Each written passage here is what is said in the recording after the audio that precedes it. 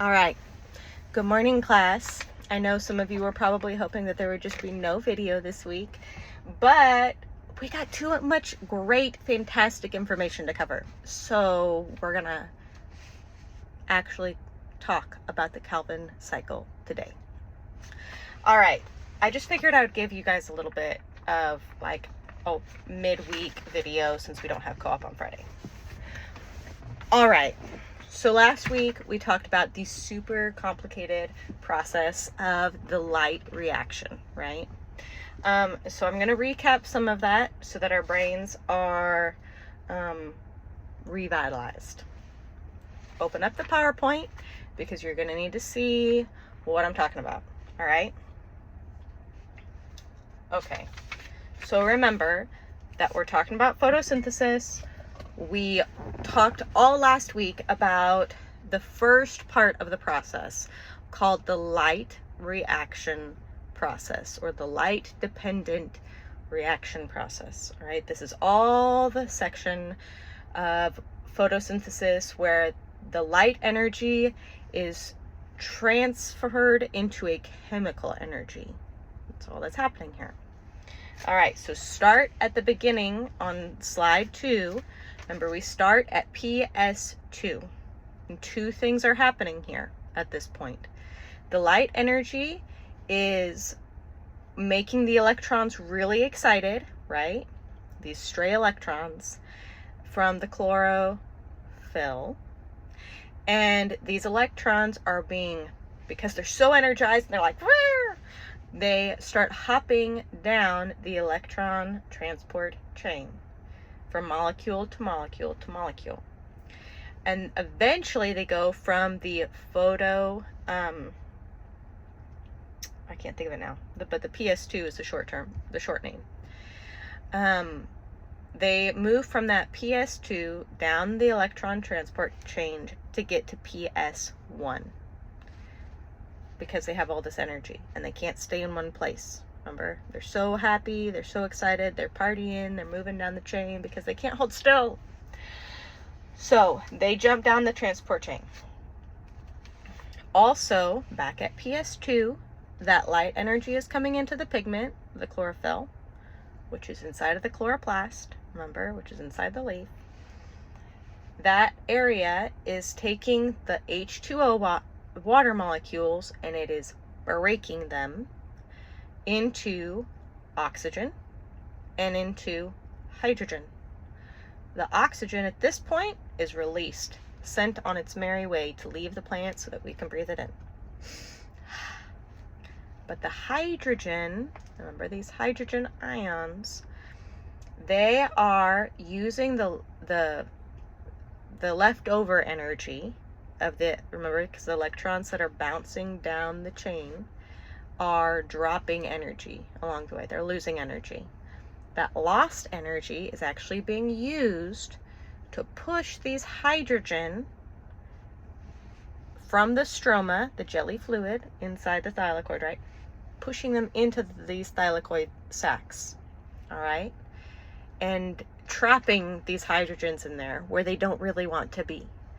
But this active transport takes place, pushes them into the thylakoid sac because of this extra energy.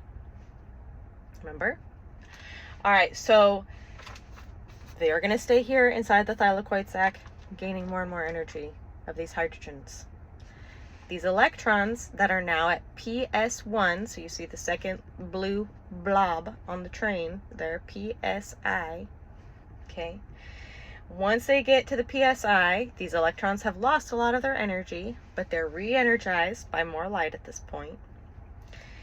And they are accepted by the NADP positive. Remember, we had this whole equation on the marker board, you remember? And because it started off as a positive, and once we add one electron to it, it becomes neutral. And then we add another negative electron to it, and it becomes negative now. Do we remember? Everybody nods and says, yes, we do, Miss Kayla. And now that it is NADP negative, now it starts to accept a hydrogen ion, hydrogen with a positive, because it doesn't want to be negative. It doesn't want to be a sad little negative molecule. So it takes a hydrogen ion, which is positive, to make it, and you see on the thing, it takes one of those H positive, and now it is NADPH. Do you see that on this screen right there above the PS1? Goes from NADP positive, accepts a hydrogen ion, and now is NADPH. Got it? I know you got it. Okay. Now this NADPH is a high energy molecule. It has a high energy, and it is going to be sent on to the Calvin process, which we're going to talk about. We have to re-talk about this stuff, guys, because it's a lot. Now remember, the next part of the light reaction is that all of those pent up hydrogen ions that are inside the thylakoid space don't want to stay there anymore. And so they are moved through the ATP synthase, that big purple at the end of this picture. It moves through that ATP synthase enzyme to come back through into the stroma.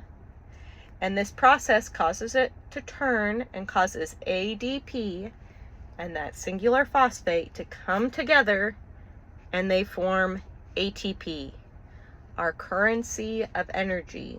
Remember? We say yes, Miss Kayla. All right. So the whole light reaction process has created NADPH and ATP. Okay, we are at that point. And it has released oxygen, right? Now we are at the point where we find out, go ahead and slip on to that third slide. This is our reaction for photosynthesis, right? And so far, we've basically gotten the oxygen. We see where the oxygen's at in this process, right? Everything else on here, we don't even we've used the water. I take that back. We used the water because we used up those hydrogens in the process, and we used up oxygen. We created oxygen. So those two things, check. But now we're going to find out how the heck carbon dioxide is used in this process, and we're going to figure out how glucose is made. Buckle in. Here we go. All right, so enter the Calvin cycle. So the reactions that take place in the Calvin cycle also occur in the stroma of the chloroplast. All right, so it's in the same area as the first part, and they are called the light independent, like we talked about on Friday, right? Because they don't necessarily use light in this process at all. They can take place in the dark, but they don't always, right? They don't have to be in the dark, which is why we don't use that term as much anymore, the dark process, because it doesn't have to be dark.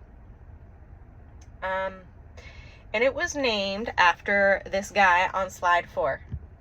I like to see who people are, right? I see a name in a textbook, and I kind of want to know I want a face.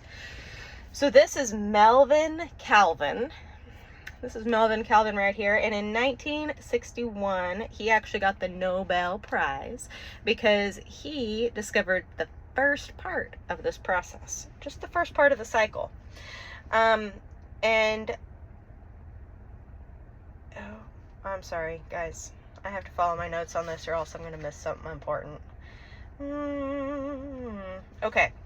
So there's actually a lot of different parts to this cycle. Shocker, right?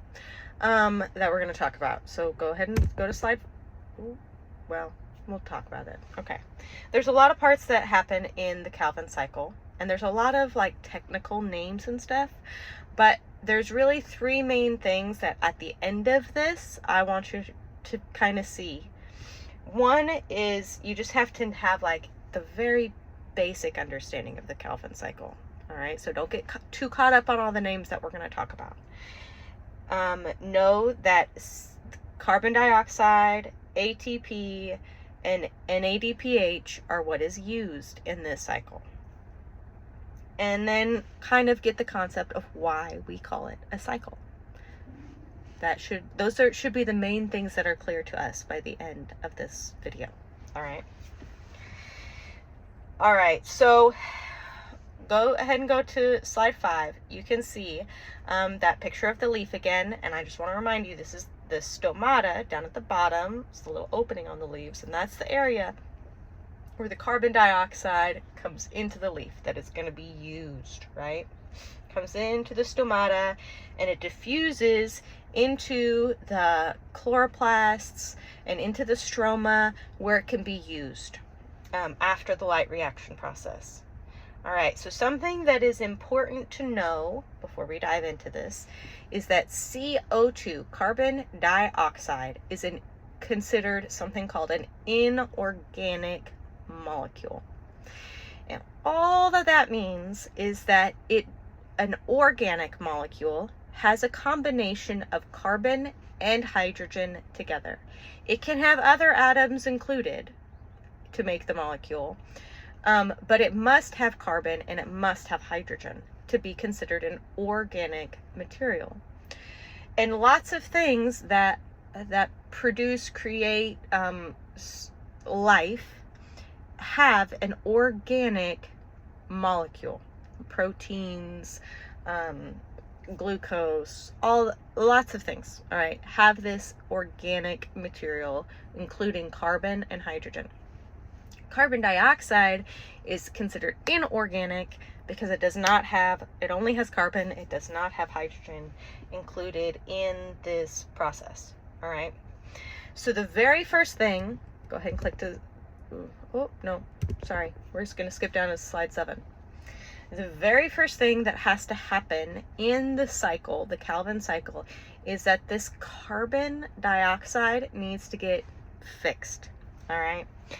Now, what that means is that it wants to change this carbon dioxide from an inorganic into an organic, which means that it has to be combined with another basically organic molecule so that it gets the hydrogen. All right. I'm having trouble seeing on my screen. Hold on. All right, so you can see on here, look at that stage 1, it says carbon fixation. It's just carbon's getting fixed. All right, you have the oxygen that comes in and it combines with something called a really long molecule called RUBP for short. It's like a Rubisco dealio. You don't need to know all these terms, all right? It's combined with a long molecule called RUBP, all right? And on there you'll see it's called Rubisco, right? This is, when it's combined together with this carbon dioxide, it makes a really long molecule now that is not stable. This molecule does not like the way that it's put together. It is short-lived. It doesn't want to stay in this stage of life for very long. So what it does, instead of staying as a really long molecule, it breaks down into because it has 6 carbons at this point, and for some reason that's just very uncomfortable for it. So instead it breaks down into these smaller molecules called 3-PGA, all right? And it only has 3 carbons. So you can see on the screen, if you look at the cycle, right, first it has one that's really long and it has 6 little C's, that stands for carbon, right, chains. And then it breaks down into these other molecules because they're just more stable. They feel more secure. And they break down into the 3 C's with a P attached, all right? You can just call it a 3-PGA, 3-PGA, all right? And this is the part where we use the ATP and the NADPH from the first reaction, the light reaction, all right? Those enter here at this part of the cycle. All right, this is stage 2. This is of the process, reduction. All right. So we have the ATP splits off one of the phosphates, right, to become ADP, and it uses that energy of that phosphate coming off. And also, it uses energy from the NADPH as well, so that it rearranges, stick with me, it rearranges those 3-PGA into basically another type of molecule. All right, it just rearranges it again into something called G3P. We're just rearranging molecules, all right, because the cycle wants to, basically, is how simple we're going to keep it. All right, but it required energy in order to do it. All right, so we rearrange this 3 carbon from PGA into G3P molecules. Now, at this point, this ADP, this extra phosphate, and the NADP, now positive because it split off one of its hydrogens in order to release energy that could be used to make these molecules, they get sent back to the light reaction part of the photosynthesis process so that they can be recycled. These are always being recycled and reused in photosynthesis. So they break off, they use the energy, and then they are sent back to the light reaction part to take the sunlight, to recharge them basically, and to trap the light energy into a chemical energy that can be used to do this part of the process. Okay? Hang with me. All right. So they're sent back so that they can be used. Now, one of these molecules that have been made in this part of the process, one of the G3P, on there it's glycerolide 3-phosphate, okay? One of those leaves. One, okay? In this process, 5 others have been made of this molecule. 5 other G3Ps were made. But they get sent back to be rearranged. Again, this is the regeneration of that RUBP that I talked about at the very beginning. Remember? The carbon dioxide combined with the RUBP, right? Well, these 5 G3Ps reorganize themselves and reform RUBP. All right. Compounds. And this whole process uses ATP as well. All right. All of this uses up ATP. In order to make this ribulose, is what it is, RUBP, to be reused in the cycle up at the top. So, one G3P was made, and 5 others were reorganized to make RUBP to be reused in the cycle. This cycle has to go through 2 times because to make 1 glucose. It takes 2 G3P to make 1 glucose molecule. So this cycle has to go through 2 times to make 2 of those G3Ps to make 1 glucose. You guys got that? All right. Again, you don't have to think about memorizing all of these little teeny compounds that we're talking about in here, right? The important thing to remember is that the cycle starts with CO2 reacting with that RUBP, which is a 5 carbon, And after that half a glucose is made, you still end up with that 5-carbon molecule of RUBP to be reused again in this cycle. Okay. It basically has to go on forever, and will go on forever as long as there is CO2 present.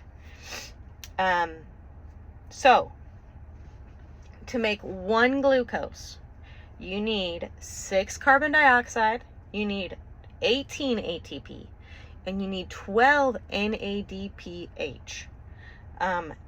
That is a lot of energy stored in 1 glucose molecule. It's kind of crazy, right?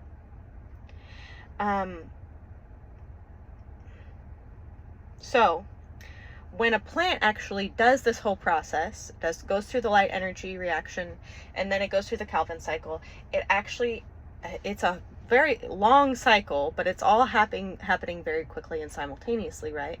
Plants actually make extra glucose, lots of extra glucose. And one is so that the plant can use the glucose, right, for later use. But oftentimes it actually ends up getting eaten by us. Like, think of a potato, right? A potato is like, the actual potato part is a bunch of stored up glucose for the plant, but we eat it. So now we eat this stored up glucose, and then we have to go through the process. Our bodies break it down in order to make it into ATP again, so that our cells can absorb it, so that it can use it. It's a very crazy cycle. So that is it, guys. That wasn't so bad, was it? I don't feel like it was so bad. We're going to talk more about how our bodies and our cells use that glucose to break down into ATP next week in class. I want you guys this week to work on a notebooking project for me. What you are going to do is you're going to use cardstock. All right, and I have on the PowerPoint, if you go down, you will see a couple different examples, right, of the breakdown of everything that we've talked about in the most simplest of forms, right? And I'm giving you a couple different variations of it so that you can kind of decide on how you want to display it on yours. But this is basically photosynthesis in the simple gist, right? I want to have a picture of the chloroplast. You need to clearly show the first part of the light reaction process, where water is taken in, comes into the thylakoids, how oxygen is released in this area, how it releases and creates the ATP and NADPH, how that's sent to the Calvin cycle, how that Calvin cycle uses carbon dioxide and also resends NADP positive, ADP and a P positive back to the first part of the process. Do you see that on these slides? You need to be able to show that. You can make it colorful. You could make it color coded. You can, I want it neat. I want it well labeled, right? If there's things that you're labeling on there, I want it in pen. I should easily be able to see what everything is. Okay, does it make sense? If you have any questions, please let me know. And otherwise, I will see y'all next